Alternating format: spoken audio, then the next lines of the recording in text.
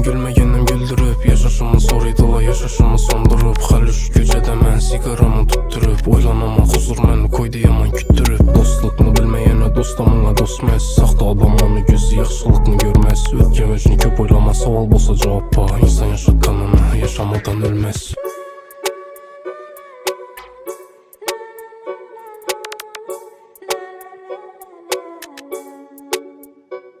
Sana gülüm demem günüm rıksık olur az olur. Gülgeninde buz yüreğim özgeredi yaz olur. Kim dostunu sası yıkılganda dosta zar olur. Gülüp ötür güllerini karıganda an olur. Sıla yurt sıla men dertler izi bestemen. Bir kız bakalım men şu kıza xəstəmən. Yaşlıqnıdım istedim ilacı yok bilsemem. Arkağa kaytar edim bir imkan verseler. Dertlerini görüp durup bilmeyene aladılar yine ağır geledi. Künlüm onunla açmağanım köp kızlara vaxtım yok. Məni doğru düşününle men rap birmen. Mikrofonum məni dostum olur. Berem bastım asta asta kadamla. Məni daşa uzdaki kardeşlarıma salımla. Hakikatını yazmasam noğa gerek bu kalamla. Hafa bosam inde min git adamman.